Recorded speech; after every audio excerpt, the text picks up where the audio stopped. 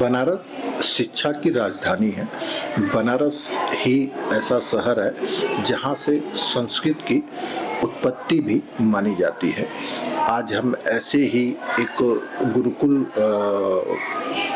प्रथा से आपको रूबरू करा रहे हैं और उसका इन फ्यूचर मतलब फ्यूचर में क्या उसका भविष्य है उस पर भी हम फोकस करेंगे।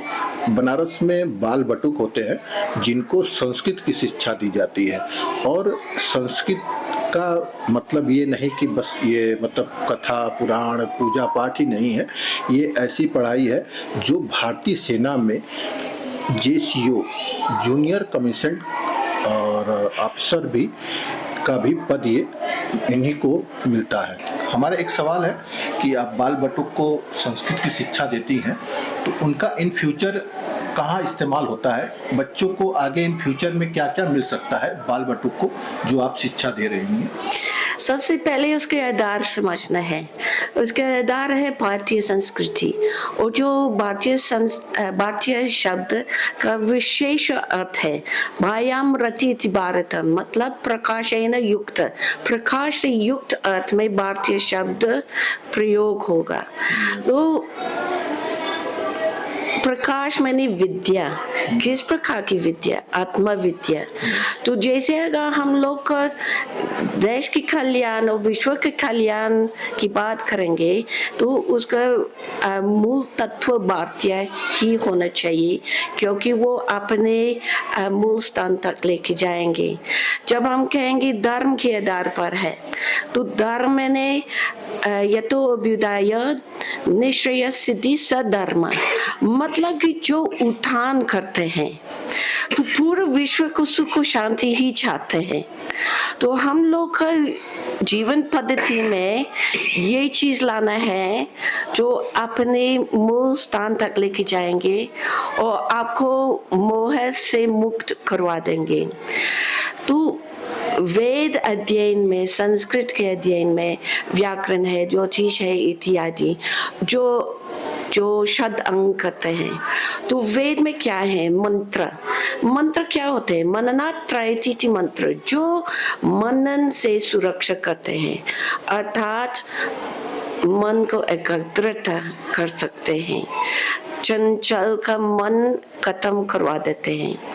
सबसे पहले जब मैं इस देश में आई थी विदेश से, मैं एक चीज के लिए आश्चर्य थी। विदेश में जब मैंने ऑक्सफोर्ड विश्वविद्यालय में पढ़ाई किए थे, सिविल सर्विसेज एग्जाम में जो टॉपर्स थे सब लोग लैटिन और ग्रीक पढ़े थे।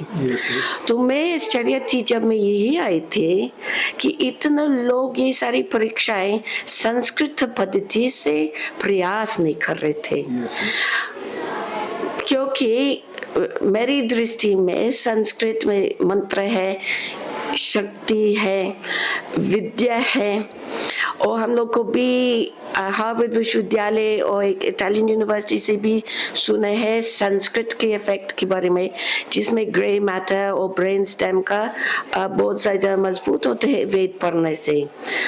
तो जब आजकल के बच्चों के जीवन जीते हुए आप कुछ भी कर सकते जीवन में, बिजनेस भी चला सकते हैं, धर्म गुरु बन सकते हैं, IAS ऑफिसर बन सकते हैं, रेलवेज में भी जा सकते हैं, कुछ भी कर सकते हैं। कोई निश्चित रास्ता नहीं है कि केवल उस मार्ग से चल सकते हैं, बहुत ज्यादा रास्ता खुल गए हैं।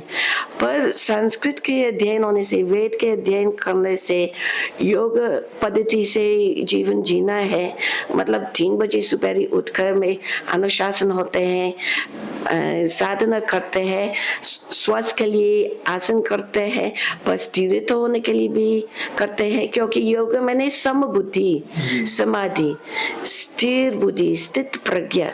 तो जो बच्चे जो स्थिर हैं और चंचल नहीं है, एकाग्रता है, तो ये लोग कुछ भी अच्छा काम कर सकते हैं समाज में क्योंकि समाज के हम लोग को मिलकर चलना है। वासुदेव कुटुंबकम, कोई अलग व्यक्ति नहीं है इसमें।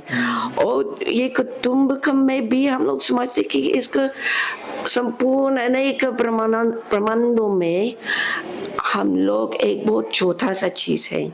तो हम लोग चाहते हैं कि जो बच्चों उन लोगों अच्छे संस्कार पाया है, अच्छे विद्या पाया है, स्थिर बुद्धि सीखा है, एकाग्रता सीखा है, जैसे ये लोग समाज के लिए समर्थ है दूसरों लोगों को हितदायक काम करने के लिए। बड़ी संख्या में बाल बटुक शिक्षा ले रहे हैं, तो इनका रूटीन क्या होता है?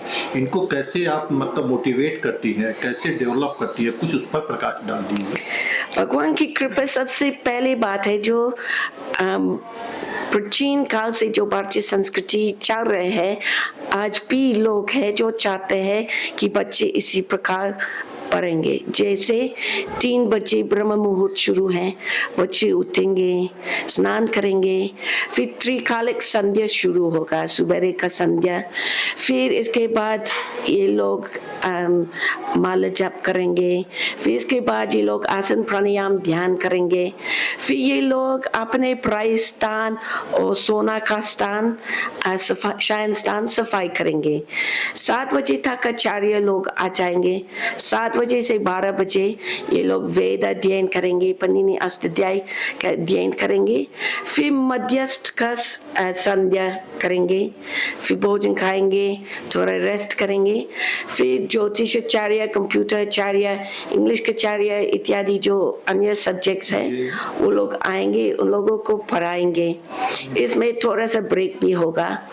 फिर 5 बजे 5:30 बजे सूर्य अस्त के लिए तीसरी संध्या के लिए बैठेंगे। फिर ये लोग माला जप करेंगे, फिर सामूहिक रुद्राभिषेक होंगे। थोड़ा सा योग मनोरंजन के लिए बच्चे कुछ भी कर सकते हैं, पर अपने मन से भी कुछ योग करते हैं, कोई पुस्तक पढ़ते हैं। फिर 8:30 बजे फिर भोजन होगा। फिर 8:30 बजे भोजन खाकर दूध पीकर फिर सोने के लिए तैयारी करेंगे, 9 बजे तक सो जाएंगे। हम गुरुकुल में है, ये वही बच्चे हैं, ये बाल स्वरूप जो बाल बटुक है, जो आगे चल के सेना में जेसीओ के पद को सुशोभित करेंगे और देश के बॉर्डर पर जाके धर्म का प्रचार प्रसार करेंगे। ये यही बाल बटुक है जो वेदों का स्मरण कर रहे हैं और संस्कृत में उसका उच्चारण और श्लोक का अध्ययन कर रहे हैं। मेरा नाम राज पांडे है, मैं बलिया का रहने वाला हूँ, यूपी में। मैं यहाँ पे काशी में शिक्षा ग्रहण करने के लिए आया हूँ। मैं यहाँ संस्कृत से रिलेटेड सामवेद पढ़ता हूँ और यहाँ शिक्षा ग्रहण करता हूँ। मेरा लक्ष्य ये है कि मैं जेसीओ बन के धर्म का प्रचारण करूँ और अपने देश को आगे बढ़ाऊँ, ताकि हमारे देश के लोग हमारे धर्म के बारे में जान सके। मेरा नाम आदर्श ब्रह्मचारी है, मैं बिहार के रहने वाला हूँ। मुझे यहाँ शिक्षा ग्रहण करते काशी में 5 वर्ष हो चुके हैं।